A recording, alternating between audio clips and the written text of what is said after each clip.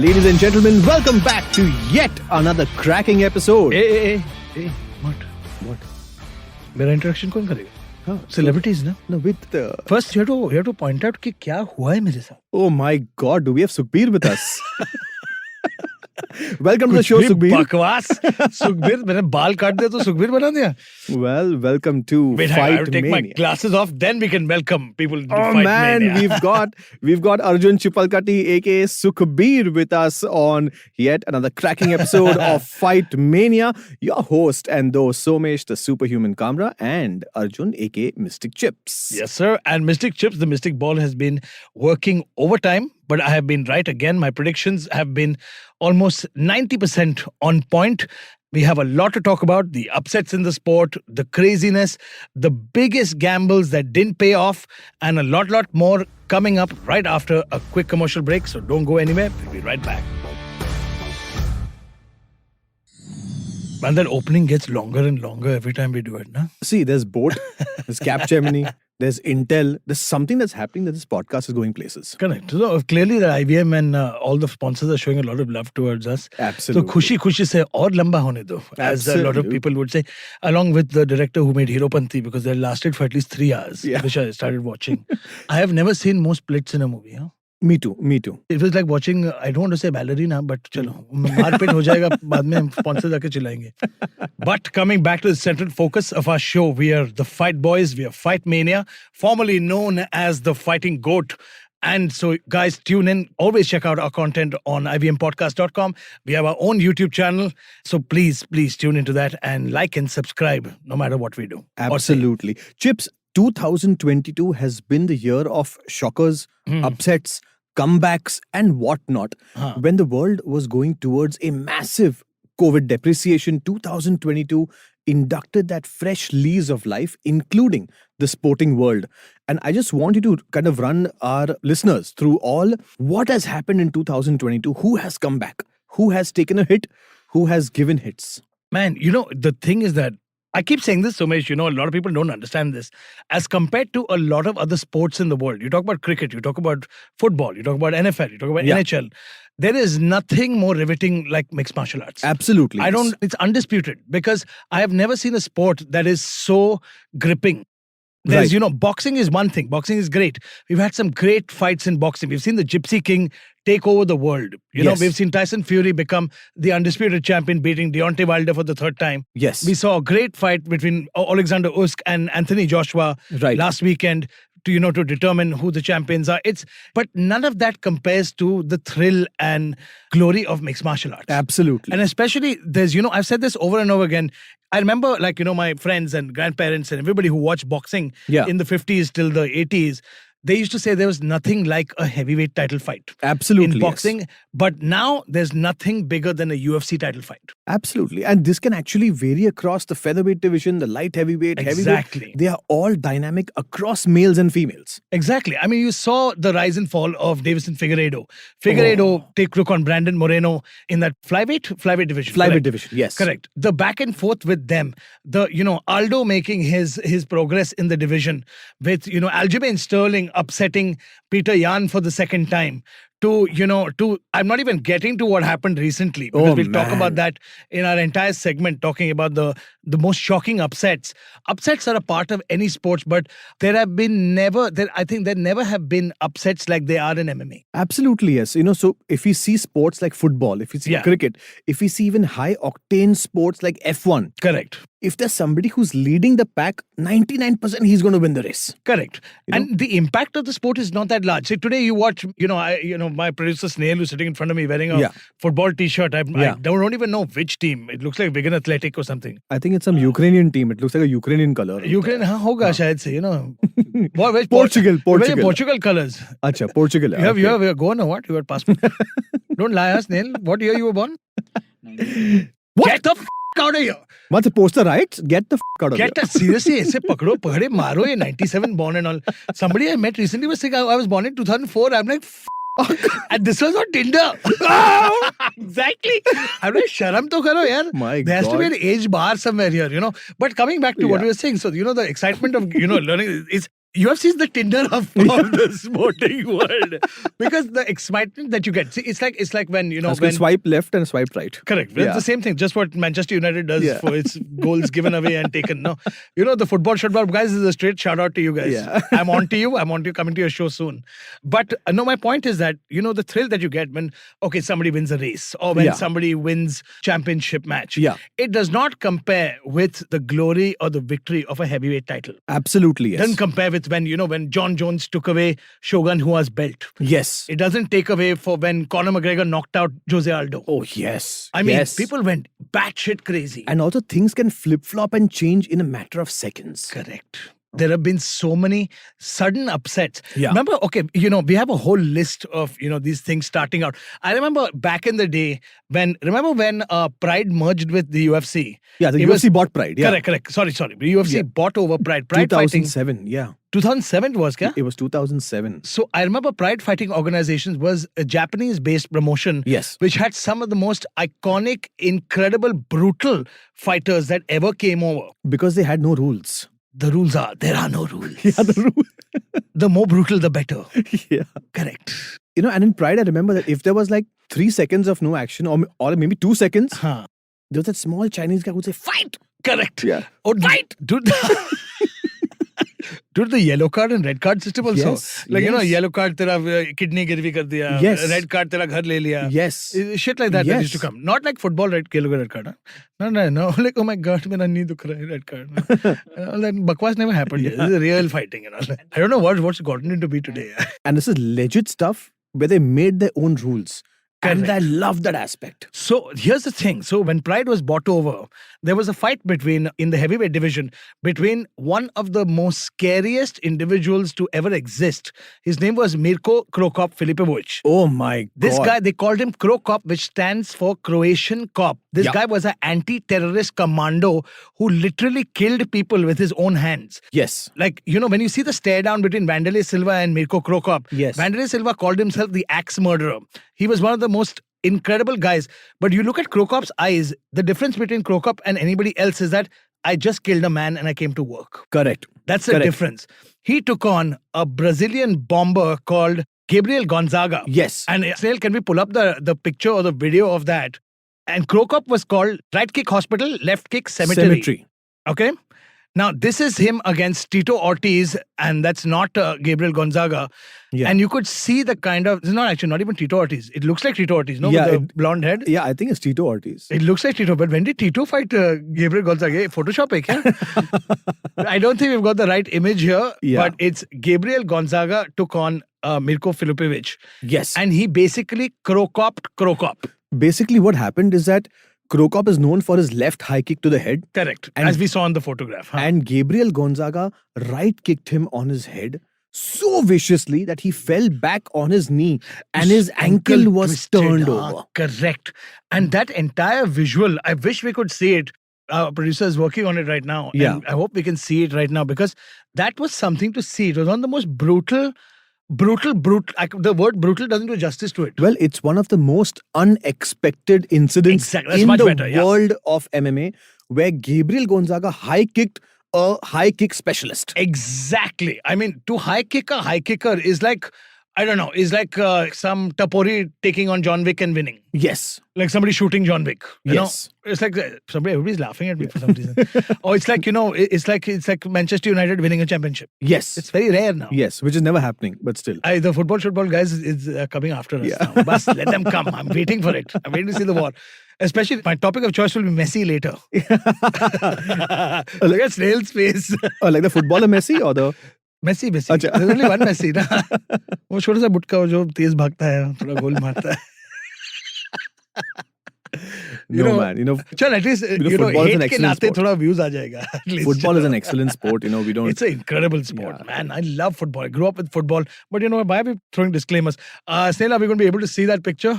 We're going to get it anytime now because you have to see how severe that knockout Oh, was. man. It was so crazy.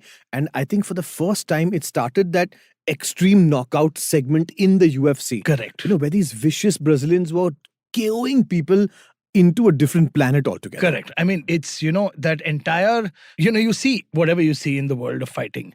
We see ground games, we see great submissions. Yeah. Like yeah. you see Frank Mir versus Nogueira, which was an Yeah. incredible submission. Yeah. Where he snaps his arm, etc., and does Right. all that, And then you see some brutal knockouts from Francis Ngannou. Yeah. Where he's knocked, Alistair Overeem out and, whatnot. Right. But you've never seen, there is nothing more satisfying than a head kick. Yes. And this brutal because it was clean. And the last person that you want to give a head kick to Correct. is the head kick specialist because he technically should know as to how to defend it. Correct. But it was an anticlimax where it ended in a brutal but yet a beautiful fashion. Sadly, I don't think we're going to be able to see the photo or the video. It's not happening because of some technical issues. But moving forward, it's it's not just the world of MMA that has seen a lot of surprises. Yeah. I think I remember correctly. Remember once upon a time when Mike Tyson got out of jail. Yeah. In the 80s, he had become this juggernaut of a person. Like he would knock you out for looking at him or something. Yeah. Or you're wearing a different shirt, he would just knock you out. Yeah. And he took on an underdog called Buster Douglas. Yeah. And we have a picture or a video of that thing. I remember Buster Douglas getting chewed up by Mike Tyson. Right. And Buster Douglas comes back and knocks out Tyson. Like, I was in shock. I think it was his last fight. No. His last fight came a lot later because I think he fought Evander Holyfield. He fought everybody as well. Yes. So I remember, but what stayed in my head was Buster Douglas. Correct. I think one of the biggest underdogs in the world of boxing. Yeah. That knocked out Mike Tyson in his prime. Yeah, correct. Because Mike Tyson was, had that aura about him. Right. Like Mike Tyson in his prime was somebody who I would pit against anybody in the world. Right. Because he was built. And he would win. Yeah, and he would win because he was built like a tank. Right. Tyson in his prime was so fierce, so perfectly constructed as this killing machine. Yeah. Yeah. It's just, from his look to his eyes to the way he moved, his precision, his timing was just so ferocious. And for someone to be able to do that to Tyson was unreal. Was unreal. In fact, most people didn't even think about it. There was this one altercation between Bob Sapp and Mike Tyson. It was in K1 when Mike Tyson, I remember. I think he was a guest or a chief guest or something on those lines. That was the shot. That was that left hook. God. And it knocked down the champ. Yeah, he was out cold. You can see his mouthpiece coming out. Buster Douglas held the belt for precisely one fight. I don't remember the stats now. Yeah. You're the statistician, man. But he held the belt. We can look it up always. But you guys who are watching in the comments can always send us if we are right or wrong. We never claim to be absolutely dead spot on about the stats. Right. So please feel free to correct us. But I remember that fight, and I remember that was an iconic turning point. Yes. Because it was the point where people realized that he's just a man. And he can be beaten. Exactly. And he can be beaten. Exactly what happened. He's just a man. We're not going to the shocker of the century just yet.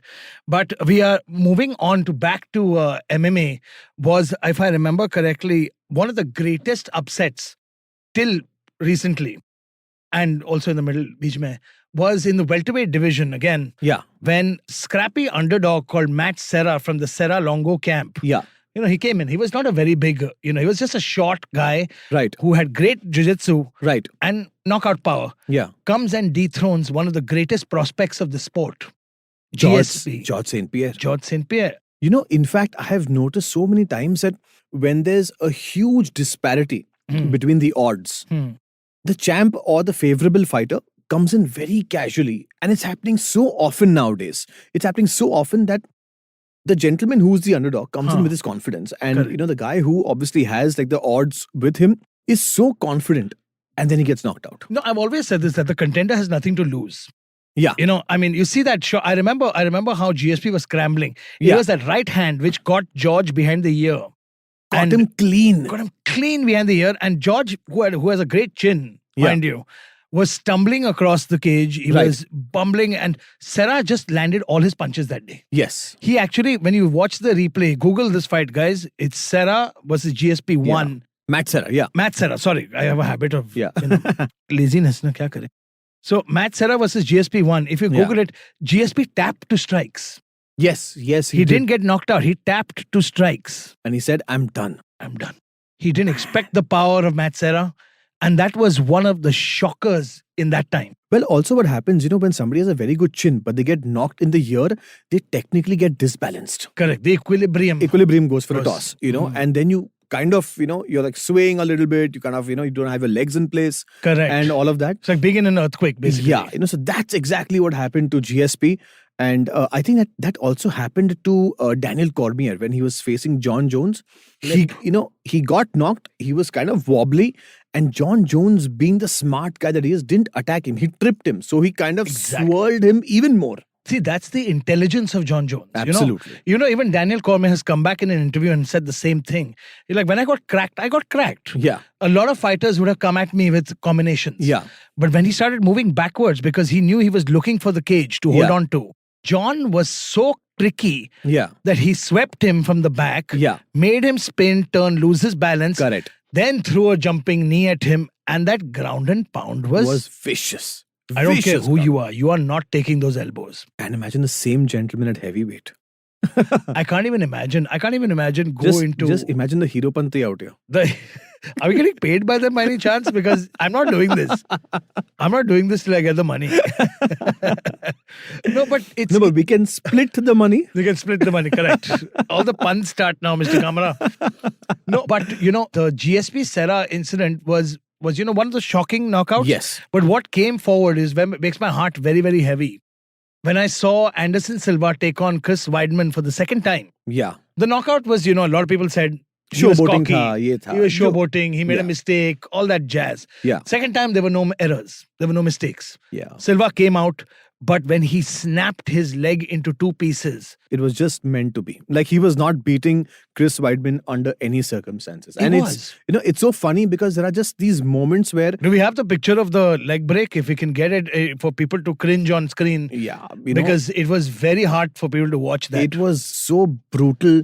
And there's something about certain matchups where fighter A just cannot beat fighter B. It's not happening. You meet your match, Sometimes you have your Achilles heel, but you can't do anything to beat this person. Absolutely. On paper, it may not seem like the best matchup, but it just doesn't work out that way. I mean, you see the way Silva is holding his leg. That's not the way a shin is supposed to move. Yeah. He's holding it in place and he's screaming his heart out because he's like, I can't even say it on camera because it's horrendous. I mean, remember, Sumesh, when we sparred together, we went shin on shin a couple of times. Oh my God. Yeah. And it was horrible. It hurts like hell. It hurts. It's horrible to hit shin on shin. And a shin were bleeding and this, that. Now imagine your tibia and your fibula, which are your two main bones that run down from your knee to your foot. Yeah. And that snaps in the middle. Like a Kit Kat going fadak. Oh, yo. And that's what happened to this fight. And it was a shocking moment. You just saying it kind of... It's cringy. Yeah, it's like a little bit of a chill in my spine. Can you imagine how with such difficulty I'm saying it? Oh God. I'm holding back the tears and all, but I can't because abhi aaj hi Botox kara ke hai thoda sa. I'll treat you to Sunraj for this. Sunraj is a special place. Special.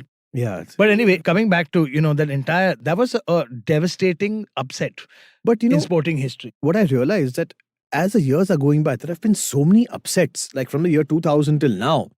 It's just becoming more and more and more and more. So many upsets, back to back, every single year, different weight categories. I mean, I just don't know are the fighters becoming better? Are the matchups becoming better? I think it's everything. It's a combination of everything coming together. Yeah. It's that Weidman, it's a Silva Weidman curse now. Yeah. Because Weidman broke Silva's shin technically. Yes.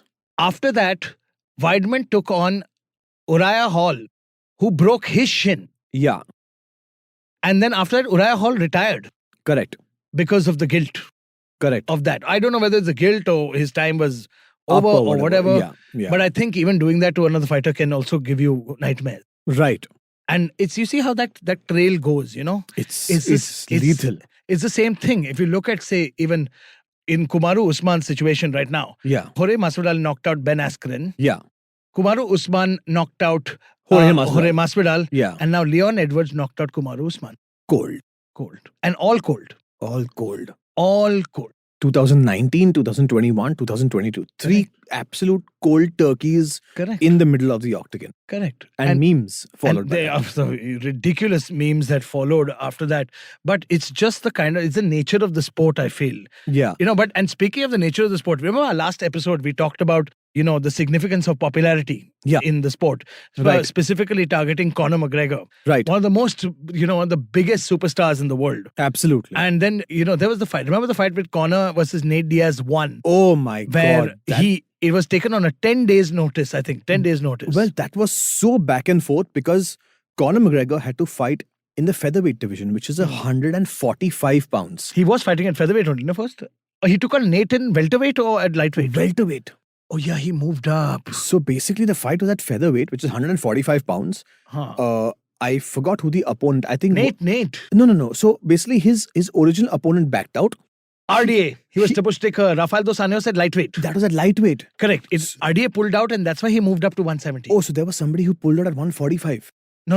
Yeah, not that fight. Yeah. It was because he moved from 145 to 170 for that fight. Oh, really? Yes. Oh, I didn't know this. So he moved out. So there was no opponent at 145. RDA took the fight. RDA pulled out Correct. at 155, and there was no opponent. And Nate said, "I'll do it." Correct. On 10 days notice, this guy was sleeping on his couch. When he's smoking on his couch. Smoking on his couch, eating junk food. And, he just gets up and says, okay, let's fight. Yeah.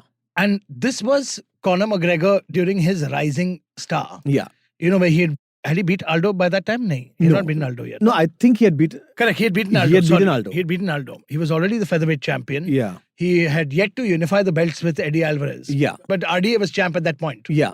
And then Eddie Alvarez beat RDA, and then Conor took on Eddie Alvarez. That's right. And I remember Conor versus Nate, and I remember all the trash talk behind it. And then Nate comes in, and if you get a picture, Nate comes in and puts Conor McGregor to sleep. That was unbelievable because yet again, the underdog story and the champion that's story. a beautiful picture, And how he comes out and says, listen, I have nothing to lose. Exactly what you said, Chips. I have nothing to lose. Correct. I'm going to make good money here. And this shot him straight to stardom. Correct. Nate Diaz was always a household name. Yeah. As the Stockton kid, along with the Rat Pack. Yeah. With Gilbert Menendez, Jake Shields, Right. Nate Diaz, Richard Perez, their entire troupe, which was always together. Right. They were the gangsters, of Stockton. Right. They still are. They will always be, no matter what. And Nate coming out and doing this was a ridiculous moment. Was unbelievable. Everybody expected Conor McGregor to knock him out. Everybody expected Conor McGregor to destroy him. Well, he knocked him down a few times. And no, that was in the second fight. This is the first fight. Oh, in this one, he didn't knock him down? No, he just bloodied him up. Oh, yeah. But when Nate hit him with the 1-2. Oh, man. And that's when Conor shot on him. For the first time. For the first time in his life, Conor went for a takedown. He was like, shit, this is too much. This is too much. It's the same thing which happened. I'll come back to that. It's funny. It's funny how the universe works. So this was another ridiculous upset. When Nate Diaz shocked the world. Absolutely. With Conor McGregor. And also the post-fight interview after this, where he said, I'm not surprised, motherfuckers. And there were t-shirts made of that. It's still there. Man. There were graffitis all over US made of that. I'm not surprised, motherfuckers. It's so funny that you ended on that line because before we go for a commercial break and get to the main meat of our show, we have to talk about somebody else who said, I'm not surprised, motherfuckers, was Juliana Pena when she beat the champ Amanda Nunes. Oh, really? She's shocked. And she picks up the phone and Joe Rogan goes to her and she's like, I'm not surprised, motherfucker. It's not the same way, but she said the same thing. And it was so cool the way she said it. And Juliana Pena was, it was underdog champ. Absolutely, and yes. But a lot of people didn't give her a chance. Absolutely, yes. But we will hear from the meat of the show post a short commercial break. We'll see you on the other side. Welcome back to Fight Mania. We've been talking about one of the best topics that we've been talking about in a long time. Actually, Amesha, all our topics are very good. Yeah. But today there's a lot of, I won't call it MMA math, but there's a little bit of universe ka thoda sa haath hai idhar. Yes. Kismat-ish haath, Yes. Where we talked about how, Jorge Masvidal knocked out Ben Askren, then Usman knocked out Jorge Masvidal, and then Leon Edwards knocked out Kamaru Usman. Absolutely. Before we get to that main part, we talked about Juliana Pena taking on the champ Amanda Nunes. Which was one of the biggest upsets ever. As I said, the upsets, in the women's division. The upsets are just getting bigger. It's getting more frequent. It's regular. So this, for me, to be honest, after the Matt Serra GSP upset, I think this is one of the biggest upsets ever, where Juliana Pena came and submitted Amanda Nunes in her prime. You know, I was doing a live and somebody told me the other day that, you keep talking about Amanda Nunes and Pena upset. Yeah. What about, the Ronda Rousey upset? I'm like, no, taking nothing from Ronda Rousey. Yeah. She was a great champion, but Amanda Nunes is on another level. Absolutely, yes. In fact, when Ronda Rousey was there in the bantamweight division, she had her match with Misha Tate. Correct. There was Liz Carmouche. There was Holly Holm. Correct. So she lost to Holly Holm. But there were equal matches, I'm saying. It was not Zameen Asman ka farak. Yeah, she didn't take on Valentina Shevchenko. Yeah. She hadn't taken on Valentina Shevchenko. I'm not saying that, Amanda Nunes has beaten a murderer's row. I'm not saying that at all. But I'm saying if you look at prime Amanda versus prime Ronda, prime Amanda. Oh, absolutely, yes. In fact, what Amanda did to Juliana Pena in the rematch clearly showed what she's capable of. Correct. It's just that day, Pena was on a different... let's say the picture, both the women, the way Pena moved forward, she looked fearless that day. She looked a lot like Keith Jardine. That little herky-jerky style. She has a herky-jerky. Correct. And her jabs landing constantly. Those 4 jabs, 5 jab combinations. 5 jab combination, Amanda Nunes. And they all were landing. And they all landed and they tired out the champ. It's typically one of those cases where you underestimate your opponent. Correct. And then you pay the price for it. Correct. She underestimated her opponent, paid the price, and paid the ultimate price. Yes. Because it's not just losing the fight, it's losing the manner in which she lost. Yes. It's losing whatever is in your kitty. Because all these fighters fight for legacy also. And also what happened in this particular fight, it was followed up immediately after Glover Teixeira and Jan Blachowicz, where even Blachowicz, Amanda Nunes tapped out so quickly. It was not that there was some... Jan Blachowicz, was it Jan Blachowicz the same night? Yeah. Or was it the same night? Okay. It was not the same night, but it was just back to back. Okay, correct. So back-to-back cards. It happened so back to back that champions tapping out in a matter of few seconds. I think, it's good because why avoid, if you can't get out, why die? Why go out on your shield? But it still shows that you have that give up attitude. When you go into deeper waters, you give up. Maybe. That's a topic for another day that we can definitely look into. When GSP made a comeback after 4 years and he got the rear naked into Bisping. Yeah, Bisping went to sleep. Bisping, because he didn't give Bisping a chance to tap. No, Bisping went to sleep. I believe Holly Holm also once went to sleep. Yeah. Misha Tate. Misha Tate. She just Holly fought so hard for that choke. Yeah. Holly fought. She tried to fight her off, tried to flip her, do whatever. Right. But Misha had it, man. She got it deep. That's the difference between fighters and athletes. When you're in trouble and say, okay, fine, I have a lengthy career ahead. Correct. I don't want damage. Yeah, those are athletes. But the guys who go to sleep are the ones that get the respect. I agree. But Amanda, that night, she got beat and came back and avenged her loss. Yeah. But now we move on to the meat of what happened. I would label what happened now last weekend as one of the greatest upsets and will go down in the history books as one of the last minute turnarounds in a fight. Absolutely, yes. In fact, we're talking about Leon Edwards KOing Usman. Firstly, let me just give you a little backstory. Kamaru Usman is one of the greatest welterweights ever. Absolutely. He was en route to tying Anderson the Spider Silva. His victories, 16 straight victories in the UFC organization is unbelievable. It's unheard of, in fact. It's unheard of. Nobody's even gotten close. The closest is now is Alexander Volkanovski at 11. Yeah. Which is still far away. And still 16 not 16. and 11. 16 and 11 is still, it's distance. But Kamaru Usman was on 15th. He had won 15 and he was going to win his 16th. And what seemed like 1 minute away from glory, who had been tying Anderson Silva, it was the greatest shocker because for the first round, Leon Edwards shocked everybody by getting into mount with Usman. Yes. Not only did Leon Edwards take down Usman, he held him in mount and even threatened him with submissions. Yes. But then Kamaru, being the wily veteran that he is, came back and dominated the next 3 rounds. Right.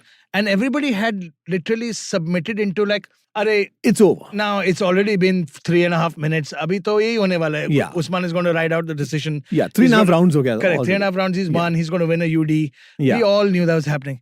Till Leon Edwards did what Leon Edwards was told to. Remember at the end of round 4, start of round 5, you saw his coach yelling at him. Yelling at him. Fucking hell, he was saying, "Get it, mate. Go get it. Get Yeah. up. Get up. Rocky, Get it. do What you is have it wrong in with you? you? You Rocky." have it in you, aren't you? What are you waiting for? What are you Yeah. waiting for?" And then he got up, just like the movie Rocky, Oh, man. and he lands one of the greatest, the most symmetrical head kicks. And I will say this is one of the greatest upsets because of one. Can you see the picture of it, please? Where we get to see a picture of that knockout. Yeah. I would say this is one of the most incredible moments is Yes. because Usman has fought strikers. Yeah. Usman has fought wrestlers.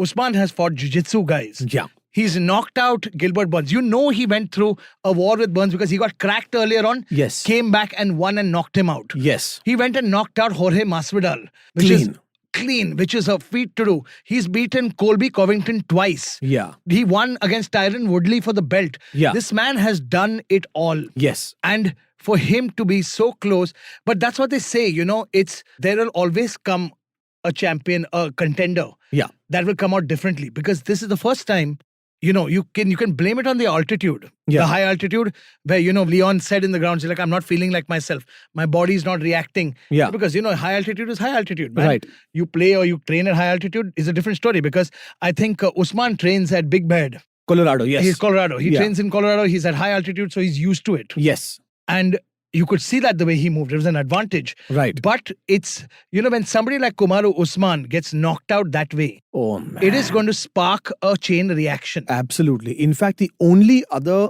defeat that I have seen at this stage is when Anderson Silva submitted Chael Sonnen. No, in all respect to Anderson Silva, all You respect to Chael Sonnen. Chael Sonnen was beating him. Chael Sonnen was for beating 4 him. rounds. Very similar And circumstances. Anderson Silva got it and submitted him. So very similar because, of course, he didn't knock him out. But Correct. here, last minute, and Leon Edwards KO'd Usman.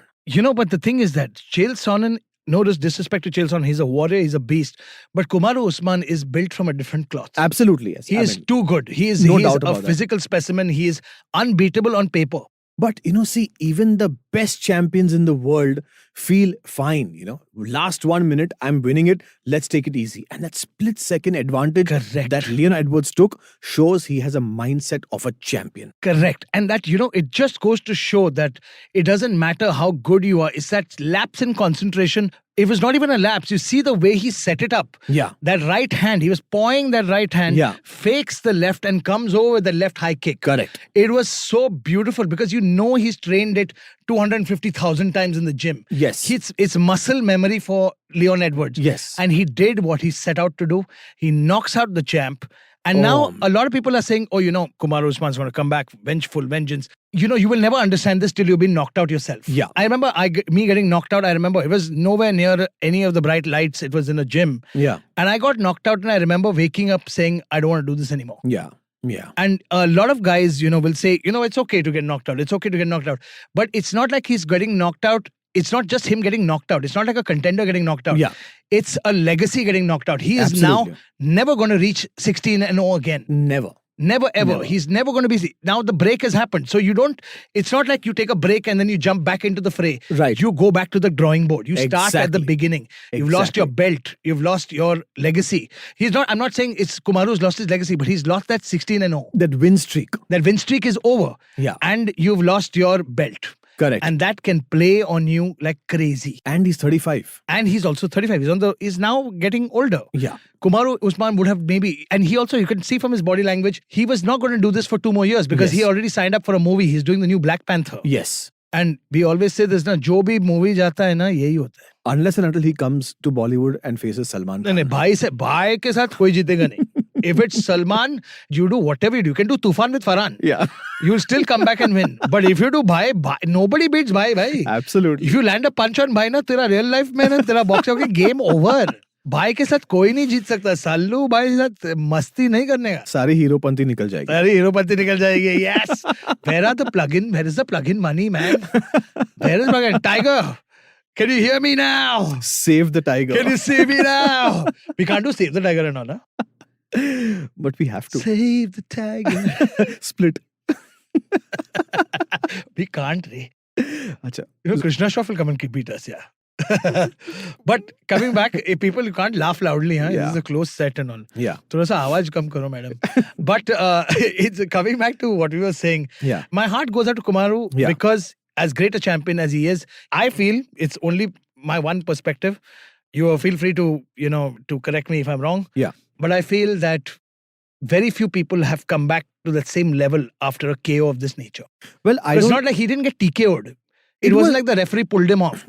He was out Edwards cold. walked away. And his eyes were open. Right. His eyes were open. Open like wide this, and open. he It was knocked shocking. out. It looked like he'd been shot. Yes. It was, I mean, all luck to Kamaru Usman. I don't know if he'll come back. I want him to come back strong. Just for the competition, But dude, now he's going to see. There's going to be an automatic rematch. Dana said it. Yeah. Because if you're that dominant, you're going to get one. Right. And but this time it's going to be in the O2. It's going to be in England. It's going to be on Leon Edwards' turf. My God. And I want to see how Leon fights at sea level. Yeah. Because if he could do this while he was gassing, then I want to see what he can do at sea level. It's going to be monstrous. It's going to be monstrous. And that, ladies and gentlemen, concludes our topic for today. But we are not leaving yet. We're not going to throw to commercial break. We're quickly going to discuss what's the next fight card, my friend, because we have to make our predictions. Somesh Kamra is trailing by 6 billion. By 6 billion to 1. He won once, I think, because Mystic Chips has a 99% success rate. So you know where to hedge your bets. It's in this corner. Because ye betting game mein koi Heropanti nahi. Well, UFC 279 that's coming up in September is the next pay-per-view. Bolo kaun lad raha hai? It's Khamzat Chimaev taking on Nate Diaz. You know what? Diaz does it. Oh, really? I have a feeling. It's actually quite surprising because I said Leon's going to do it. Leon said if Nate Diaz does this, then it's Nate versus me at the O2. I want to see this. Because, do you remember something? The same thing happened to Leon. Leon was in the 5th round and Nate cracked him. Right. And Leon survived somehow. Oh my God. But Nate has that ability to crack you, dude. The fights are in fact so good. So the next pay-per-view of course, UFC 279 is Khamzat Chimaev taking on Nate Diaz, and it's a 5-round fight. So it favors Nate Diaz. Anything that goes 5 rounds favors Nate Diaz. Absolutely, yes. But the next card, if we speak about, is going to be in Paris. Oh, it's for the interim belt. Where Cyril Gane takes on... It's Sihil. Sihil Gane takes on Tai Tuivasa. You said No, Gane. You said Gane. It's Cyril Gane that Why takes are you out... looking at us so weirdly? We just dropped the F-bomb 300 times. One G-A-N-D bola to, that means different things in different languages. So I may be speaking a different language. Absolutely. Sihil Gane. However, the co-main event is another exciting one where Robert Whittaker takes on Marvin Vittori. Bobby Knuckles is back. Knuckles is back. I love Bobby Knuckles. He's taking on the Italian stallion. No, hang on. What is he called? Something stallion. Not Italian stallion. The Italian Dream. The Italian Dream. Italian Stallion is copyrighted by Rocky Marciano. Oh. No, I don't know if he's alive also to worry about. But no, my point is that it's going to be a great fight. Bobby Knuckles taking on Marvin Vittori is going to be superb. Grappler versus puncher grappler. Absolutely. And we've got Tai Tuivasa, the shoey man. The shoey man. But if you don't know what a shoey is, it means he takes people's shoes and he pours beer in it and drinks out of the shoe, no matter what. But I really want to challenge him. I want to take him to Muhammad Ali Road in the rain, in the kichad. Wo shoey se beer pee ke dikha. You mean the Mojadi? Correct. From that you have to do this thing. So then that'll be called the Muivasa. The Muivasa. Let me see if he does the Muivasa, na. But who are your picks? Let's go. I forgot the joke, Shui Mui. Well, let's see who's if he going ever to be comes to India, we'll call him Shui Mui, yeah? Absolutely. But who's doing the Shui Mui between Robert Whittaker and Marvin Vittori? Your pick. Nah, I think Marvin Vittori wins the decision. Oh my God. Okay, big one. I'm going to go with Robert Whittaker, one of my favorites. And for the main event, Cyril Gane versus Tai Tuivasa. As much as my heart says Mr. Shui, but it's just the way Gane moves, Yeah. It's very difficult to pin down. It's, one thing if you're Francis Ngannou with that power and the wrestling, but it's just, he's so fast and he can move out of the way so quickly. True. I think he'll dance around and tire out Tai Tuivasa. Very interesting. I'm going to go with Cyril Gane. So will But what if Mystic Chips? The what if factor comes in here? Well, I don't think so. I mean that, Tai Okay, Tuivasa... ask me closer to the show. Well, it's happening next week, so it's as close as it gets. We are right now. ठीक है, देखेंगे फिर we are क्या right now on होता है. Thursday. It's happening this Sunday. Correct. Okay. We'll watch it this Sunday and then we can decide whether we were right or wrong to say whether it was Taito Iwasa or Sahil Khan. But that being said, ladies and gentlemen, it's been a great, great podcast. We're here at Fight Mania. Thank you for tuning in. We love the love and support. Check out our merchandise on ivmpodcast.com. We have a lot more coming. Stay tuned for next Thursday. Same time, same place on our favorite Fight Mania channel. This has been Mystic Chips and the Superhuman Kamra. Catch you next time. Sayonara and stay safe.